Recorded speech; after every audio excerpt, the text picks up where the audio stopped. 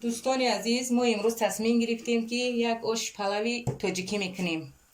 با ما در کار میشود گوشت، نخود، پیاز، سبزی، نمک، приправа ها. ما روغن رو ریختیم الکی. روغن رو ریختیم. پیاز رو همراه میکنیم.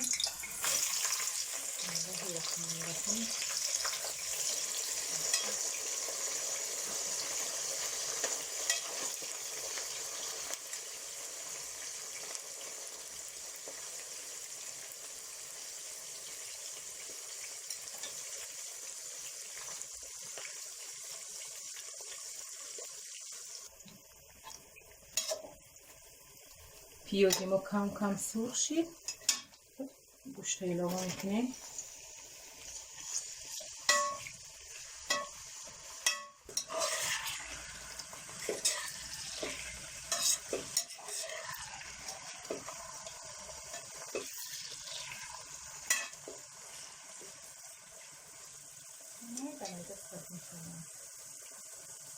دوستان عزیز،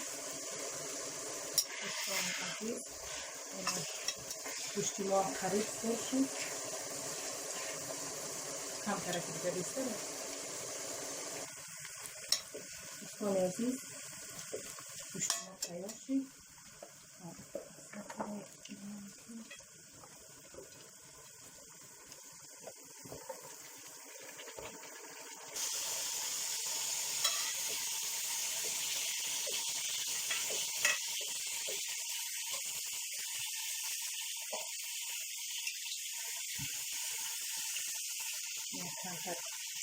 نمک رو هم بکنیم که سبزی پخت شود. برای سبزی را پخت کردن نمک همراه میکنیم.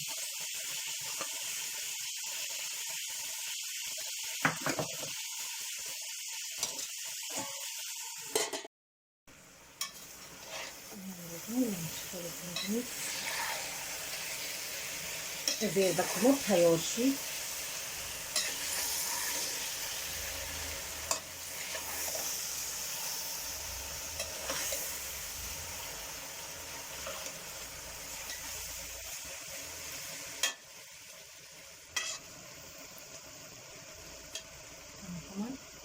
زیربک ما می‌دوزم.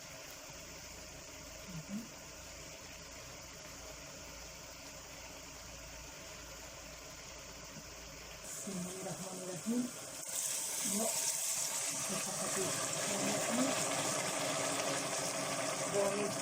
برای جمع آش خریدیم. برای ما یک نیم چینی آب می‌ریزیم.